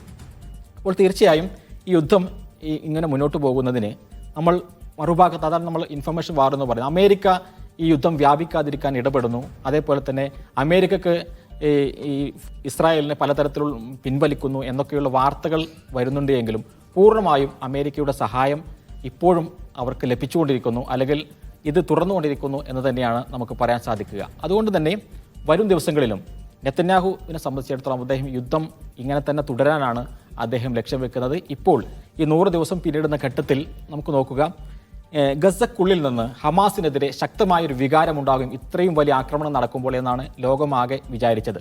പക്ഷേ അതില്ല. ഇപ്പോഴും ആളുകൾ ഹമാസിൻ്റെ കൂടെ നിൽക്കുന്നു. എന്നാൽ ഇസ്രായേലിലേക്ക് നോക്കൂ, അവിടെ ഇപ്പോൾ 24 മണിക്കൂർ സമരം നടന്നുകൊണ്ടിരിക്കുകയാണ് ടെൽ-അവീവിൽ. അത് നെതന്യാഹു രാജിവെക്കണം എന്നാവശ്യപ്പെട്ടുകൊണ്ടാണ്. എന്ന് മാത്രമല്ല, നമ്മൾ ഫലസ്തീനിൽ നിന്ന് കേട്ടിരുന്ന, അല്ലെങ്കിൽ ലോകത്തിൻ്റെ പല ഭാഗത്തു നിന്നും കേട്ടിരുന്ന ഒരു മുദ്രാവാക്യമുണ്ട്, ലോകം ഇടപെടണം ഞങ്ങളുടെ കാര്യത്തിൽ എന്ന്. ഈ 24 മണിക്കൂർ സമരത്തിൽ ആളുകൾ പറയുന്ന മുദ്രാവാക്യങ്ങൾ ലോകമാധ്യമങ്ങൾ പറയുന്നുണ്ട്. നെതന്യാഹുവിന് ഈ ബന്ദികളെ മോചിപ്പിക്കാനൊന്നും സാധിക്കില്ല, ലോകം ഇടപെടണം, എങ്ങനെയെങ്കിലും ലോകം ഇടപെട്ട് അവരൊന്ന് എത്തിക്കണം എന്ന് പറയുന്ന തരത്തിലേക്ക് എത്തുന്നു. അപ്പോൾ നെതന്യാഹുവിനെതിരെ ആഭ്യന്തര കലാപങ്ങൾ ഉണ്ടാകുന്നു. മറുഭാഗത്ത് ഹമാസ് എങ്ങനെയാണോ ഒക്ടോബർ 7 അതേ ശക്തിയോടുകൂടി ഇപ്പോഴും നിലനിൽക്കുന്നു. തീർച്ചയായും ഇത് അത്ഭുതകരമാണ്. യുദ്ധം ഏതായിരുന്നാലും കുറച്ചുകൂടി നീണ്ടുപോകും എന്ന് തന്നെയാണ് ഈ 100-ാം ദിവസം നമുക്ക് പറയാൻ സാധിക്കുക. ദിവസം ഇപ്പോൾ ഈ ICJയിൽ സമർപ്പിച്ച പരാതിയിൽ ദക്ഷിണാഫ്രിക്ക പറഞ്ഞൊരു കാര്യമുണ്ട്. ഇതൊരു വംശഹത്യയാണെന്ന് സ്ഥാപിക്കാൻ അവർ പറയുന്ന പോയിന്റുകളിലൊന്ന് ഗസയെ സമ്പൂർണ്ണമായും തകർത്ത് കഴിഞ്ഞിരിക്കുന്നു. ആളുകൾക്കിനി ജീവിക്കാൻ കഴിയാത്ത വിധം അവരുടെ ആശുപത്രികൾ, അവരുടെ ഭക്ഷണ വിതരണ സംവിധാനങ്ങൾ, അവരുടെ റോഡുകൾ, കളിസ്ഥലങ്ങൾ, സ്കൂളുകൾ സകലതും തകർത്തിരിക്കുകയാണ്. നമ്മൾ ഗസയുടെ ഒരു ചിത്രം എടുത്താൽ തന്നെ കാണാൻ കഴിയും. ഏതാണ്ട് 80-90% ബിൽഡിങ്ങുകളെല്ലാം തകർത്തു, റോഡുകൾ തകർത്തു, ആശുപത്രികൾ തകർത്തു. എന്ന് വെച്ചാൽ ഒരു സാധാരണ ജീവിതം ഇനി അടുത്തെങ്ങും സാധ്യമല്ലാത്ത വിധം. നേരത്തെ ഇസ്രായേലിന് പ്ലാനുള്ളൊരു കാര്യം ഒക്ടോബർ 7 ന്യായം പറഞ്ഞ് കുറച്ചുകൂടി വേഗത്തിൽ അവർ പൂർത്തിയാക്കി. സോ ഗസയുടെ ഒരു അതിജീവനം എന്ന് പറയുന്നത് ഇനി എന്തുമാത്രം സങ്കീർണമായിരിക്കും. കാരണം ഇസ്രായേൽ ഏതാണ്ട് എല്ലാം ഡിമോളിഷ് ചെയ്ത് കഴിഞ്ഞു. അതിൽ നിഷാദ കാണേണ്ടത് ഇപ്പോൾ നമ്മുടെ ഭാഷയിൽ ഇപ്പോൾ ഈ ഗസ യുദ്ധം, ഞാൻ നേരത്തെ അതിനെക്കുറിച്ച് സൂചിപ്പിച്ചിരുന്നു, ഭാഷയിലും സംസ്കാരത്തിലും സംഗീതത്തിലുമെല്ലാം പല നിലക്കുള്ള പുതിയ പ്രവണതകൾ കൊണ്ടുവന്നിട്ടുണ്ട്. അതിൽ ഭാഷയിൽ ഉണ്ടായിട്ടുള്ള ഇൻ്റർനാഷണൽ മീഡിയ ശ്രദ്ധിച്ചാൽ മനസ്സിലാവും, ഡൊമിസൈഡ് എന്ന് പറയുന്നൊരു പദം. സാധാരണ ആക്ച്വലി ആ പദം ഇംഗ്ലീഷ് ഭാഷയിൽ വരുന്ന 1998-ലാണ്. പക്ഷേ അത് പ്രചാരത്തിലുണ്ടായിരുന്നില്ല. ആ വാക്ക് ഇന്ന് വലിയ രീതിയിൽ അന്താരാഷ്ട്ര മാധ്യമങ്ങൾ ഉപയോഗിക്കുകയാണ്. ഡൊമിസൈഡ് എന്ന് വെച്ചാൽ കൂട്ടത്തോടെ വാസസ്ഥലങ്ങൾ നശിപ്പിക്കുക. ഒരു പദ്ധതി എന്നുള്ള നിലക്ക് വാസസ്ഥലങ്ങൾ, ജിനോസൈഡ് എന്ന് പറയുന്നത് പോലെ തന്നെ ഡൊമിസൈഡ് എന്ന് പറയുന്ന ഒരു പദപ്രയോഗം ഇന്ന് ഭാഷയിൽ വളരെ പ്രചാരത്തിൽ വന്നിരിക്കുകയാണ്. ഈ ഗസ യുദ്ധമാണ് ആ പ്രചാരം അതിനുണ്ടാക്കി കൊടുത്തിരിക്കുന്നത്. അപ്പോൾ എന്തുകൊണ്ടാണ് ആ പദം ഇങ്ങനെ പ്രചാരത്തിൽ വരാൻ കാര്യം നിഷാദ് സൂചിപ്പിച്ച് തന്നെയാണ്. ആ പ്രദേശത്തെ 80% വീടുകളും തകർത്ത് കഴിഞ്ഞിരിക്കുന്നു. താമസിക്കാൻ ഇപ്പോൾ നമ്മൾ കാണേണ്ട ഒരു കാര്യം, ഗസ എന്ന് പറയുന്നത് അതൊരു ഫ്ലാറ്റ് സിറ്റിയാണ്. ഒരറ്റം മുതൽ മറ്റേ അറ്റം വീടുകൾ വളരെ കുറവാണ്. അപ്പാർട്ട്മെൻറ്റ് കോംപ്ലക്സുകൾ, ഫ്ലാറ്റുകളിലൊക്കെ ആയിട്ടാണ് ആളുകൾ താമസിക്കുന്നത്. വളരെ ചെറിയൊരു സ്ഥലമാണ്, 22 ലക്ഷം ജനങ്ങൾ. അപ്പോൾ അവിടെ ഈ തകർച്ചയിൽ നിന്ന് ഉയർത്തെഴുന്നേറ്റ് വരിക എന്ന് പറയുന്നത് ഗസക്കാരെ സംബന്ധിച്ചിടത്തോളം അത്ര അവർക്ക് അപരിചിതമായിട്ടുള്ളൊരു കാര്യമല്ല. അതിഭീകരമായിട്ടുള്ള ആക്രമണങ്ങൾ, തകർക്കലുകൾ നേരത്തെ അവിടെ ഉണ്ടായിട്ടുണ്ട്. ഞാനൊരു ചെറിയ ഉദാഹരണം പറയാം. അവിടെ ഈ ഗസ ഇസ്ലാമിക് യൂണിവേഴ്സിറ്റി എന്ന് പറയുന്നത് യൂണിവേഴ്സിറ്റിയാണ് ഗസയിലെ ഏറ്റവും വലിയ യൂണിവേഴ്സിറ്റി. 1979 സ്ഥാപിതമായത്. ഷെയ്ഖ് അഹമ്മദ്, ഹമാസിൻ്റെ സ്ഥാപകൻ തന്നെയായിട്ടുള്ള ഷെയ്ഖ് അഹമ്മദ് യാസീനാണ് അതിൻ്റെയും സ്ഥാപകൻ. ആ യൂണിവേഴ്സിറ്റി ഇസ്ലാമിക് യൂണിവേഴ്സിറ്റി എന്നാണ് അതിൻ്റെ പേരെങ്കിലും എല്ലാ ഫാക്കൽറ്റീസും, മെഡിസിനും എഞ്ചിനീയറിങ്ങും ലോയും ബയോടെക്നോളജിയും എല്ലാ ഫാക്കൽറ്റീസും അവിടുത്തെ ഏറ്റവും പ്രധാനപ്പെട്ട ഒരു യൂണിവേഴ്സിറ്റിയാണ്. ഇതുവരെ നടന്നിട്ടുള്ള എല്ലാ ഗസ യുദ്ധങ്ങളും നമ്മളെടുത്ത് പരിശോധിക്കുക. എല്ലാറ്റിലും ഏറ്റവും ആദ്യം മിസൈൽ വന്ന് വീഴുന്ന സ്ഥലമാണ്. ഏറ്റവും ആദ്യത്തെ ദിവസം അവിടെ മിസൈൽ വന്ന് വീഴുമ്പോൾ തകർക്കപ്പെടും. പക്ഷേ ഓരോ യുദ്ധം കഴിയുമ്പോഴും അവരത് മുമ്പുള്ളതിനേക്കാൾ മനോഹരമായിട്ട് പുനർനിർമ്മിക്കും. ഞാൻ ആ യൂണിവേഴ്സിറ്റിയെക്കുറിച്ച് എൻ്റെ പുസ്തകത്തിൽ എഴുതിയിട്ടുണ്ട്. നമ്മൾ ആ യൂണിവേഴ്സിറ്റിയിൽ പ്രവേശിച്ചു കഴിഞ്ഞാൽ ഇതൊരു സ്റ്റാർ ഹോട്ടലാണോ എന്ന് തോന്നിപ്പോകുമാർ അതിമനോഹരമായ, അതിഗംഭീരമായ, ആരെയും ആകർഷിക്കുന്ന തരത്തിലുള്ള അതിഗംഭീരമായ സെറ്റപ്പ് നമുക്ക് അവിടെ കാണാൻ പറ്റും. ഈ യുദ്ധത്തിലും ആദ്യത്തെ ദിവസം തന്നെ മിസൈൽ വന്ന് വീണ സ്ഥലമാണ് ഗസ ഇസ്ലാമിക് യൂണിവേഴ്സിറ്റി. പക്ഷേ നോക്കൂ, ഗസക്കാർ ഈ യുദ്ധങ്ങൾക്ക് ശേഷമെല്ലാം അവയെ പുനർനിർമ്മിച്ചിട്ടുണ്ട്. അതെങ്ങനെ സാധിക്കും? ഒന്ന് ഏറ്റവും പ്രധാനമായ ഒരു സംബന്ധം അവരുടെ ഇച്ഛാശക്തി, അവരുടെ ദൃഢനിശ്ചയം എന്നുള്ളത് അവിടെയുണ്ട്. അവരെ സംബന്ധിച്ചിടത്തോളം വീട് തകർക്കപ്പെടുന്നു, കെട്ടിടങ്ങൾ തകർക്കപ്പെടുന്നു, സ്ഥാപനങ്ങൾ തകർക്കപ്പെടുന്നു എന്നുള്ളത് അവരെ മാനസികമായി ഒട്ടുമേ ഉലക്കുന്നൊരു കാര്യമല്ല. ഇതെല്ലാം ഞങ്ങൾ പണിതെടുക്കും, പുതുതായി പണിതെടുക്കും എന്ന ദൃഢനിശ്ചയം അവർക്കുണ്ട്. രണ്ടാമത് ഇതിൻ്റെ ഒരു പൊളിറ്റിക്സ് കൂടെ ഉണ്ട്. ഇപ്പം പ്രത്യേകിച്ച് അറബ് നാടുകളെ സംബന്ധിച്ചിടത്തോളം ഞങ്ങൾ ഫലസ്തീൻ്റെ കൂടെ, രാഷ്ട്രീയമായി അവർക്ക് ഫലസ്തീൻ്റെ കൂടെ നിൽക്കാൻ പറ്റുന്നില്ല, അല്ലെങ്കിൽ ഈ പറയുന്ന ഈ അഗ്രഷനെതിരെ ഒരു ശക്തമായൊരു പൊസിഷൻ എടുക്കാൻ പറ്റുന്നില്ല. അതാത് നാടുകളിൽ ജനങ്ങൾക്കിടയിൽ വലിയ പ്രതിഷേധം ഉണ്ടാകുന്നുണ്ട്. അപ്പോൾ ഇത്തരം പ്രതിഷേധങ്ങളെ മറികടക്കാൻ അറബ് ഭരണാധികാരികൾ സാധാരണ ചെയ്യുന്ന പരിപാടി എന്താണെന്ന് വെച്ചാൽ വലിയ രീതിയിൽ ഫണ്ട് കയറ്റിവിടുക എന്നുള്ളതാണ്. അപ്പോൾ സ്വാഭാവികവും ഫലസ്തീനുകളെ സംബന്ധിച്ച് അവരുടെ ഇൻഫ്രാസ്ട്രക്ചർ ഡെവലപ്പ് ചെയ്യാൻ അവർക്ക് അതിലൂടെ സാധിക്കുന്നുണ്ട്. അത് എന്തുകൊണ്ടാണെന്ന് ചോദിച്ചാൽ ഈ പ്രശ്നമുണ്ട്. ഫലസ്തീൻ്റെ കൂടെ രാഷ്ട്രീയമായി നിൽക്കുകയാണ് അറബ് നാടുകളെങ്കിൽ ഇങ്ങനൊരു പ്രശ്നം ഉണ്ടാകുമായിരുന്നില്ല. നമുക്ക് ഒരു കാര്യം കാണാം, നമ്മൾ ഗസയെക്കുറിച്ച് സംസാരിക്കുമ്പോൾ ഗസയ്ക്കെതിരെ ഇസ്രയേൽ ഉപരോധം ഏർപ്പെടുത്തിയിരിക്കുകയാണ് എന്നതുപോലെ തന്നെ പ്രധാനമാണ് ഈജിപ്തും ഉപരോധം ഏർപ്പെടുത്തിയിരിക്കുകയാണ്. ഈജിപ്ത് അവരുടെ റഫ ബോർഡർ അത് ഓപ്പൺ ബോർഡറാക്കി വെക്കുകയായിരുന്നെങ്കിൽ ഫലസ്തീനികൾ ഇന്ന് അനുഭവിക്കുന്ന പ്രശ്നങ്ങൾ അനുഭവിക്കുമായിരുന്നില്ല. കാരണം അവർക്ക് അവരുടെ ആയുധങ്ങൾ മെച്ചപ്പെടുത്തുവാൻ, അവരുടെ സംവിധാനങ്ങൾ മെച്ചപ്പെടുത്തുവാൻ, അവരുടെ കേപ്പബിലിറ്റി മെച്ചപ്പെടുത്തുവാൻ ഇസ്രായേലിനോട് കൂടുതൽ ശക്തമായി ചെറുത്തു നിൽക്കുവാൻ അവർക്ക് സാധിക്കുമായിരുന്നു. അപ്പോൾ ഈ ഗസയുടെ ഇന്നത്തെ പ്രതിസന്ധി, അല്ലെങ്കിൽ ഫലസ്തീൻ ഇന്നത്തെ പ്രതിസന്ധിക്ക് ഇസ്രായേൽ ഒരു കാരണമാണ് എന്നതുപോലെ തന്നെ അറബ് നാടുകളുടെ നിലപാടോ അല്ലെങ്കിൽ നിലപാടില്ലായ്മയും നിസ്സംഗതയും ഒരു കാരണമാണ്.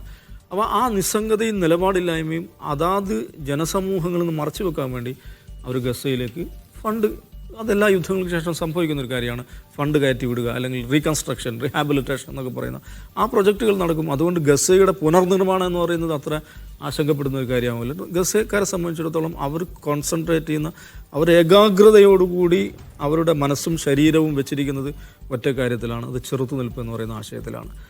ഈ ഇസ്രായേലിൻ്റെ അധിനിവേശത്തെ ചെറുക്കുക എന്നുള്ളതാണ്. അതിൽ അവർ വിസ്മയകരമായ, അത്ഭുതകരമായ പാഠങ്ങൾ, ലോകത്തെ തന്നെ സംഭ്രമിപ്പിക്കുന്ന തരത്തിൽ എങ്ങനെ ഇവർക്ക് സാധിക്കുന്നു, സമ്പൂർണ്ണമായി തകർക്കപ്പെട്ട ഈ നിലത്ത് നിന്നുകൊണ്ട് അതിമാരകമായ മിലിറ്ററി ഹാർഡ്വെയറും മിലിറ്ററി സോഫ്റ്റ്വെയറുമായിട്ടൊരു പട വന്ന് ആക്രമിച്ച് മൂടിക്കൊണ്ടിരിക്കുമ്പോൾ അവർ ചെറുത്തു നിൽക്കും. ഇസ്രായേലിന് വലിയ വലിയ നഷ്ടങ്ങൾ ഉണ്ടാക്കിക്കൊണ്ടിരിക്കുന്നു. ഇസ്രായേൽ തന്നെ പറയുന്നു ചരിത്രത്തിലെ ഏറ്റവും മാരകമായ തിരിച്ചടിയെന്ന് ഇസ്രായേൽ തന്നെ പറയുന്ന തരത്തിലുള്ള ഈ സംഗതികൾ ഉണ്ടാകുന്നു. ഇതേക്കുറിച്ച് കരയുദ്ധം തുടങ്ങുന്നതിൻ്റെ തലേ ദിവസം അബൂ ഉബൈദ പറഞ്ഞ കാര്യമുണ്ട്. നിങ്ങളൊരു കാര്യം ശ്രദ്ധിച്ചോളൂ. ലോകത്തുള്ള മിലിറ്ററി എക്സ്പേർട്സ് അവരുടെ പാഠപുസ്തകങ്ങളിൽ എഴുതി വെക്കാൻ പോകുന്ന ഒരു യുദ്ധമാണ് നടക്കാൻ പോകുന്നത് എന്ന് അബൂ ഉബൈദ പറഞ്ഞിരുന്നു. അത് തന്നെയാണ് അവിടെ സംഭവിക്കുന്നതാണ് എനിക്ക് മനസ്സിലാക്കാൻ സാധിക്കുന്നത്. അജിംസ്, ഇപ്പം നമ്മൾ അമേരിക്കയുടെ ഏകാധിപത്യകാലം കഴിഞ്ഞുവെന്നും ഇത് മൊത്തം മൾട്ടി സെൻറ്റേഡായി നോക്കിയുള്ള വിവക്ഷകൾക്കിടയിലാണ് ഗസയിലെ ഈ പുതിയ കോൺഫ്ലിക്റ്റിന് തുടക്കം. പക്ഷേ ഈ 100 ദിവസം കഴിയുമ്പോഴും എന്താണോ അമേരിക്ക വിചാരിക്കുന്നത് അത് തന്നെ നടന്നുകൊണ്ടിരിക്കുന്നത്. അമേരിക്കൻ ഏകാധിപത്യത്തെ വീണ്ടും ഊട്ടി ഉറപ്പിക്കുന്ന ഒരു സീനാണോ ഇത്? അതോ അതിനപ്പുറത്തേക്ക് അമേരിക്ക ഇൻവിസിബിളായിട്ടുള്ള വലിയ തകർച്ചയെ, ആഭ്യന്തര സംഘർഷങ്ങളെ, ദുർബലതയെ അനുഭവിക്കുന്നു എന്നുള്ളതാണോ റിയാലിറ്റി? അമേരിക്ക ഇതിനു മുമ്പ് നടത്തിയിട്ടുള്ള, മറ്റ് രാജ്യങ്ങളിൽ നടത്തിയിട്ടുള്ള മിലിറ്ററി ഓപ്പറേഷൻസ്, അത് ഇൻവേഷൻ പോലുള്ള, അധിനിവേശം പോലുള്ള, ഇപ്പോൾ ഇറാഖ് യുദ്ധം പോലെ, അഫ്ഗാൻ യുദ്ധം പോലെയുള്ള കാര്യങ്ങളാണെങ്കിലും, അല്ലെങ്കിൽ ചെറിയ റെയ്ഡ്സ് ആണെങ്കിലും, ഇപ്പോൾ ട്രംപിൻ്റെ കാലത്ത് സിറിയയിൽ നടത്തിയിട്ടുള്ള IS-നെ ആക്രമിക്കുന്ന തരത്തിലുള്ളതാണെങ്കിലും, ഇങ്ങനെയൊക്കെ ചെയ്യണമെങ്കിൽ അമേരിക്കൻ പ്രസിഡന്റിന് അമേരിക്കൻ കോൺഗ്രസിൻ്റെ അനുമതി ആവശ്യമാണ്. അപ്പോൾ അമേരിക്കൻ കോൺഗ്രസിന് അനുമതി ഇല്ലാതെ മറ്റൊരു രാജ്യത്ത് പോയി ഒരു മിലിറ്ററി ഓപ്പറേഷൻ നടത്താൻ അമേരിക്ക കഴിയില്ല. പക്ഷേ അതിനെ ബൈപ്പാസ് ചെയ്തുകൊണ്ട് ചില നിയമങ്ങളുണ്ട്. ഇപ്പോൾ വളരെ അടിയന്തരമായ ഒരു ഘട്ടത്തിൽ കോൺഗ്രസിന് അനുമതിയും തേടേണ്ടതില്ല. പ്രസിഡന്റ് ഒരു എക്സിക്യൂട്ടീവ് ഓർഡറിലൂടെ ആക്രമണത്തിന് ഉത്തരവിടാം, അത് ബൈപ്പാസ് ചെയ്യപ്പെടാം. പക്ഷേ ഇവിടെ ഇപ്പോൾ ഇന്ന് യമനിൽ കഴിഞ്ഞ രണ്ട് ആക്രമണങ്ങൾ നടത്തി അമേരിക്കയും UK ചേർന്നിട്ട്. ഈ 2 ആക്രമണങ്ങൾക്കെതിരെ അമേരിക്കക്കകത്ത്, അതായത് ജോ ബൈഡൻ്റെ പാർട്ടിക്കകത്ത്, അതായത് അല്ലെങ്കിൽ ഫോർവേഡ് ഡെമോക്രാറ്റുകൾ എന്നറിയപ്പെടുന്ന ഉൽപ്പതിഷ്ണുക്കളായ ഡെമോക്രാറ്റുകൾ അതിശക്തമായ വിമർശനം ഉന്നയിച്ചുകൊണ്ടിരിക്കുകയാണ്. അവർ മാത്രമല്ല, റിപ്പബ്ലിക്കന്മാരും അതോടൊപ്പം ചേർന്നിരിക്കുകയാണ്. അപ്പോൾ അത് എന്താണ്, ഇപ്പോൾ ജോ ബൈഡനെ സംബന്ധിച്ച് വലിയ തിരിച്ചടിയാണെന്ന് വെച്ചാൽ അങ്ങനെയൊന്നുമല്ല, ഇനിയും വേണമെങ്കിൽ ആക്രമിക്കാം. പക്ഷെ അതല്ല, ഇതിന് അമേരിക്കക്കാരുടെ പൊളിറ്റിക്കൽ കൺസെൻറ്റ് ഇല്ല എന്ന് പരക്കെ വിശ്വസിക്കപ്പെടുകയാണ് അമേരിക്ക ഇപ്പോൾ ചെയ്തുകൊണ്ടിരിക്കുന്ന കാര്യത്തിൽ. ഒന്ന്. രണ്ടാമത്തെ കാര്യം, ഇസ്രായേലിന് കൊടുക്കുന്ന പൂർണ്ണ പിന്തുണ അല്ലെങ്കിൽ ആ പൂർണ്ണ മാൻഡേറ്റ് എന്ന് പറയുന്നത് അത് അമേരിക്കയിലെ ജനങ്ങൾ അല്ലെങ്കിൽ അമേരിക്കയിലെ രാഷ്ട്രീയ സമൂഹം, പൊളിറ്റിക്കൽ സൊസൈറ്റി കൊടുത്തിട്ടുള്ളൊരു മാൻഡേറ്റ് ആണെന്ന് പലരും ഉറച്ചു വിശ്വസിക്കുന്നില്ല. അതിൻ്റെ കാരണം, അമേരിക്കയെ സംബന്ധിച്ച് ഇപ്പോൾ യുദ്ധമല്ല പ്രധാനം, തെരഞ്ഞെടുപ്പ് വരാൻ പോവുകയാണ് ഈ വർഷം. അപ്പോൾ തെരഞ്ഞെടുപ്പിലേക്ക് അവിടുത്തെ അഡ്മിനിസ്ട്രേഷൻ, അവിടുത്തെ രാഷ്ട്രീയ പാർട്ടികളെല്ലാം പൂർണ്ണമായും അതിലേക്ക് ശ്രദ്ധ കേന്ദ്രീകരിക്കാൻ പോകണം. ഇസ്രായേൽ എന്തെങ്കിലും ഇസ്രായേൽ ഹമാസിനെ തീർത്ത് അവിടുത്തെ ജനങ്ങളെ അവിടെ നിന്ന് ഒഴിപ്പിച്ച് ഗസ അവരിലേക്ക് കൂട്ടിച്ചേർത്ത് അങ്ങനെ ഇസ്രായേൽ വിശാലമാക്കുക എന്നുള്ള ഒരു ഗ്രാൻഡ് പ്ലാനിനൊപ്പം അമേരിക്ക നിൽക്കാൻ ഇപ്പോൾ സമയമില്ല. ഇപ്പോൾ അവർ ചെയ്തുകൊണ്ടിരുന്നത്, അപ്പോൾ അവർ തെരഞ്ഞെടുപ്പിലേക്ക് പോവുകയാണ്. ഇപ്പോൾ നടക്കുന്ന യുദ്ധം തന്നെ തെരഞ്ഞെടുപ്പിൽ ജോ ബൈഡനെ എങ്ങനെ ബാധിക്കും എന്നുള്ള ആശങ്കയാണ് അവിടെ ഉള്ളത്. ഒന്ന്. രണ്ടാമത്തെ കാര്യം, യഥാർത്ഥത്തിൽ അമേരിക്കയുടെ പ്ലാൻ എന്താണ്? ഹമാസിനെ തീർക്കുക, അവിടെ ഫലസ്തീൻ അതോറിറ്റി അവിടെ കൊണ്ടുവരിക, ഇങ്ങനെ ഇതൊന്നും അല്ല അവിടുത്തെ പ്ലാൻ. ഇപ്പം നിലവിലെ പ്ലാൻ എന്താണ്? ഇപ്പോഴത്തെ പ്ലാൻ ഇസ്രായേലിനെ ആ കെണിയിൽ നിന്ന് പുറത്തേക്ക് എന്നുള്ളതാണ്. യുദ്ധം നിർത്തുക, സിവിലിയൻ കാഷ്വാലിറ്റി കുറയ്ക്കുക, ഇസ്രായേലിനെ ജയിച്ചു എന്ന് വരുത്തി ആ ട്രാപ്പിൽ നിന്ന് പുറത്തെത്തിക്കുക എന്നുള്ളതാണ് ഇപ്പോഴത്തെ അവിടെ ഒരു പ്ലാൻ. പക്ഷെ അതും നടക്കുന്നില്ല. അതായത് കെണി ചുമന്നുകൊണ്ട് നടക്കേണ്ട അവസ്ഥയിലാണത്. അപ്പോൾ ആ കെണി ചുമന്നുകൊണ്ട് നടക്കുന്ന ഇസ്രായേൽ ഇനി എന്ത് ചെയ്യും? ഇന്നലെ ശനിയാഴ്ച അവരെ വാർ ക്യാബിനറ്റാണ്. വാർ ക്യാബിനറ്റ് നടക്കുമ്പോൾ പ്രതിരോധ മന്ത്രി യോവ് ഗാലന്റും അതുപോലെ ബെന്യാമിൻ നെതന്യാഹുവും ഇരിക്കുന്നു. അത് ഈ ഇരിക്കുന്ന വാർ ക്യാബിനറ്റിലുള്ള ആളുകൾക്ക് അവരുടെ വകുപ്പിനോടനുബന്ധിച്ചുള്ള ഉദ്യോഗസ്ഥർ, പ്രധാനമായും യോവ് ഗാലന്റിനെ സംബന്ധിച്ച് ചീഫ് ഓഫ് സ്റ്റാഫ്, സൈനിക മേധാവി ആ ക്യാബിനറ്റിൽ പങ്കെടുക്കണം എന്നാണ് വെപ്പ്. പക്ഷേ യോവ് ഗാലന്റ് അതിന് സമ്മതിക്കുന്നില്ല. നെതന്യാഹു ഞങ്ങളുടെ ആരുടെയും ഉദ്യോഗസ്ഥർ വരുന്നില്ല, നിങ്ങളുടെ ഉദ്യോഗസ്ഥർ വരണ്ട എന്ന് പറയുന്നത് തർക്കമാണ്. അപ്പോൾ അതിനെക്കുറിച്ച് ഒരു ക്യാബിനറ്റിലൊരു അംഗം ഇന്നലെ ട്വീറ്റ് ചെയ്തത്, ഒരു യുദ്ധത്തിൻ്റെ സമയത്ത് നിങ്ങൾ പിള്ളേരെ പോലെ കടിപിടി കൂടുകയാണോ എന്ന് ചോദിക്കുന്നത്. അതായത് നമുക്ക് ചിന്തിക്കാൻ കഴിയില്ല. ഇപ്പോൾ ഇന്ത്യ പാകിസ്ഥാൻ തമ്മിൽ യുദ്ധം നടക്കുകയാണ്. ഇന്ത്യൻ ക്യാബിനറ്റിലിരുന്ന പ്രധാനമന്ത്രി നരേന്ദ്രമോദിയും സൈനിക മേധാവിയും തമ്മിൽ അല്ലെങ്കിൽ പ്രതിരോധ മന്ത്രി തമ്മിൽ തർക്കം ഉണ്ടാകുമെന്ന് പറഞ്ഞാൽ ആലോചിച്ച് നോക്കുക. തർക്കം മാത്രമല്ല, വളരെ നിസ്സാരമായ കാര്യങ്ങളിൽ പോലും അവർ തർക്കമാണ്. അതിന് വേറെയും കാരണമുണ്ട്. ഒന്ന്, ആ പറയുന്ന ജുഡീഷ്യൽ ഓവറോൾ ചെയ്യുന്ന നിയമം കൊണ്ടുവന്നപ്പോൾ യോഗാലൻഡും നെതന്യാഹുവും തമ്മിൽ വലിയ തോതിലുള്ള തർക്കം ഉണ്ടായിരുന്നു. ആ തർക്കമാണ് ഇപ്പോഴും തുടരുന്നത്. അതായത് അവർക്ക് യുദ്ധമല്ല പ്രധാനം, അവർക്കിടയിലെ രാഷ്ട്രീയ ഭിന്നതയാണ് ഈ സമയത്തും. അതായത് ബന്ദികളെ തിരിച്ചു കൊണ്ടുവരാൻ കഴിയാതെ ബന്ദികളുടെ ബന്ധുക്കൾ ഈ 100-ാം ദിവസം അവിടെ സമരം ചെയ്യുന്ന സമയത്തും അവരുടെ പ്രശ്നം ഈ രാഷ്ട്രീയ തർക്കമാണെന്ന് വരുമ്പോൾ എത്രമാത്രം ശൈഥില്യമാണ്, രാഷ്ട്രീയമായി ശിഥിലീകരിക്കപ്പെട്ട ഒരു സൊസൈറ്റി, ഒരു രാജ്യമായി അല്ലെങ്കിൽ ഒരു സൈന്യം തന്നെയായി അവർ മാറിക്കഴിഞ്ഞിരിക്കുന്നു നമ്മൾ ആലോചിച്ച് നോക്കുക. അപ്പം ഇപ്പോൾ ഒരു ഹ്യൂമാനിറ്റേറിയൻ വ്യൂ പോയിന്റിൽ നമ്മൾ നോക്കുമ്പോൾ ഈ നൂറ്റാണ്ടിലുണ്ടായിട്ടുള്ള ഏറ്റവും വലിയ കൂട്ടക്കൊലകളിലൊന്നാണിത്. ഈ നൂറ്റാണ്ടിലെ ഏറ്റവും വലിയ കൂട്ടക്കൊല, ഒന്ന് ഇറാഖ് അധിനിവേശമാണ്, രണ്ട് അഫ്ഗാൻ അധിനിവേശമാണ്, ഒരു മൂന്നാമതായി നമുക്ക് യുക്രൈൻ യുദ്ധവും ഈ ഗസയിലെ ഈ ആക്രമണം നമുക്ക് കാണാൻ പറ്റും. അതിൻ്റെ ഒരു ഇൻറ്റൻസിറ്റി നോക്കുകയാണെങ്കിൽ ഗസയിലെ ആക്രമണം തന്നെയാണ് ഏറ്റവും കുറഞ്ഞ സമയത്ത് ഏറ്റവും കൂടുതൽ ആളുകൾ കൊന്ന ഒരു യുദ്ധമായി ഇത് മാറുകയാണ്. അപ്പോൾ അങ്ങനെ നോക്കുമ്പോൾ പോലും മറ്റൊരു വശത്തോട് നിന്ന് ചിന്തിച്ചു നോക്കുക, ഇത് ആരോടാണ് യുദ്ധം ചെയ്യുന്നത്, ഇത് എന്താണ് സംഭവിച്ചുകൊണ്ടിരിക്കുന്നത്. സാധാരണ കോമൺ സെൻസ് ചിന്തിച്ചു കഴിഞ്ഞാൽ തന്നെ നമുക്ക് മനസ്സിലാവും. ഇത് നമ്മൾ തുടക്കത്തിൽ തന്നെ പറഞ്ഞുകൊണ്ടിരുന്നൊരു കാര്യമുണ്ട്. ഈ നടക്കുന്ന ക്ലാഷ് ഇത് ഭൂപടങ്ങളെ മാറ്റിമറിക്കുന്ന ഒരു ക്ലാഷായി മാറും, അതിലൊരു സംശയവും വേണ്ട. ദാവൂദ് സാഹിബ്, ഞാൻ ഫൈനലി എനിക്ക് ചോദിക്കാനുള്ള കാര്യം, ഈ 70 വർഷത്തിനിടയിലുള്ള ഈ കോൺഫ്ലിക്റ്റിന് വളരെ പലതരത്തിലുള്ള പ്രാധാന്യമുണ്ട്. കാരണം ലോകം മുഴുവൻ ഫലസ്തീൻ എന്ന രാജ്യത്തിന് വേണ്ടി നിലകൊള്ളുന്നു. From the river to the sea എന്ന മുദ്രാവാക്യം ലോകത്തെമ്പാടുമുള്ള രാജ്യങ്ങളിലുള്ള മനുഷ്യന്മാരെ ഏറ്റുവിളിക്കുന്നു. സോ ഫലസ്തീൻ കോസിലേക്ക്, എന്ന് വെച്ചാൽ ഫലസ്തീൻ എന്ന രാഷ്ട്രം എന്ന ആശയത്തിലേക്ക്, അവകാശത്തിലേക്ക് അവരെത്ര അടുത്തുകൊണ്ടിരിക്കുന്നതാണ് തോന്നുന്നതാണ് എനിക്ക് റിപ്പീറ്റ് ചെയ്ത് ചോദിക്കാൻ തോന്നുന്ന കാര്യം. നന്ന ചുരുങ്ങിയത് ഇതിൽ ഞാൻ നേരത്തെ പറഞ്ഞു, ഈ യുദ്ധം ഉണ്ടാക്കിയ ഏറ്റവും പ്രധാനപ്പെട്ട ഒരു കാര്യം എന്ന് വെച്ചാൽ ഇസ്രായേൽ എന്ന് പറയുന്ന പ്രോജക്റ്റ്, അതിൻ്റെ ഒരു മെറ്റീരിയൽ ബീങ്ങും അതിൻ്റെ ഒരു കോൺസെപ്റ്റൽ ബീങ്ങും ഇത് രണ്ടും പ്രഹരിക്കപ്പെട്ടു എന്നുള്ളതാണ്. അപ്പോൾ അതിൻ്റെ മറുവശം എന്താണ്? അതിൻ്റെ മറുവശം ഫലസ്തീൻ എന്ന് പറയുന്ന വേറൊരു ബീങ്, വേറൊരു അസ്തിത്വം രൂപപ്പെടുന്നു എന്നുള്ളതാണ്. അപ്പോൾ അതിൽ കാണേണ്ടത്, ഈ ലോകത്തെങ്ങും ഫലസ്തീന് വേണ്ടി പ്രകടനങ്ങൾ നടക്കുന്നു, free Palestine, from river to the sea, ഇതൊക്കെ നടക്കുന്നത്. അതിൽ ആരാണ് പങ്കെടുക്കുന്നത് നമ്മൾ ശ്രദ്ധിക്കേണ്ടത്. അതിൽ പങ്കെടുക്കുന്നത് കോളേജ് വിദ്യാർത്ഥികളാണ്, യൂണിവേഴ്സിറ്റി വിദ്യാർത്ഥികളാണ്. ഇപ്പോൾ അമേരിക്കയിൽ നടന്നിട്ടുള്ളൊരു സർവേയുടെ ഫലം നമ്മൾ വാർത്ത ചെയ്തതാണ്. അവിടുത്തെ ഈ 16-നും 24-നും ഇടയിൽ പ്രായമുള്ള ആ ജനറേഷനിൽപ്പെട്ട ആളുകൾ അവർ ഫലസ്തീനെ പിന്തുണക്കുന്നു എന്നല്ല സർവേയിൽ റിപ്ലൈ ചെയ്യുന്നത്. എന്താണ് അവർ ചെയ്യുന്നത്? ഞങ്ങൾ ഹമാസിനോടൊപ്പമാണ്, ഞങ്ങൾ ഹമാസിനെ പിന്തുണക്കുന്നു എന്നാണ്. അത് ഭയങ്കരമായുള്ളൊരു ഷിഫ്റ്റാണ്. ഒരു ജനറൽ പലസ്റ്റൈൻ കോസിൻ്റെ കൂടെ നിൽക്കുക എന്ന് പറയുന്ന, അതിനേക്കാളും മറികടന്ന് ഇസ്രായേലിനെതിരെ പോരാടിക്കൊണ്ടിരിക്കുന്ന അമേരിക്കയിൽ ടെററിസ്റ്റ് ഓർഗനൈസേഷൻ എന്ന് ക്ലാസിഫൈ ചെയ്തിട്ടുള്ള ഒരു സംഘടനയോടൊപ്പമാണ് ഞങ്ങൾ എന്ന് അമേരിക്കയിലെ ജനറേഷനിലെ മഹാഭൂരിപക്ഷം, അതിലെ 74% ആളുകളും പറയുന്നു, അവർ അഭിപ്രായം രേഖപ്പെടുത്തുന്നു എന്ന് പറഞ്ഞാൽ അത് വലിയൊരു ഷിഫ്റ്റാണ്. അപ്പോൾ ആ നിലക്ക് 75 വർഷം കൊണ്ട് സാധാരണഗതിയിൽ ഒരു ഐഡിയ, ഒരു സന്ദേശം അല്ലെങ്കിൽ ഒരു സമരം അത് അവസാനിച്ച് കഴിയേണ്ട കാലം കഴിഞ്ഞു, അത് മറന്നു പോകേണ്ട കാലം കഴിഞ്ഞു. ഒരു തലമുറയിലേക്ക് കൈമാറുക എന്ന് പറയുന്ന ആ പ്രക്രിയയിൽ സാധാരണഗതിയിൽ ഇതിന് ലോപം സംഭവിക്കുകയാണ് ചെയ്യുക, അത് താഴോട്ട് പോവുകയാണ് ചെയ്യുക. അപ്പോൾ ഫലസ്തീൻ്റെ കാര്യത്തിൽ എന്താണ് സംഭവിക്കുന്നത്?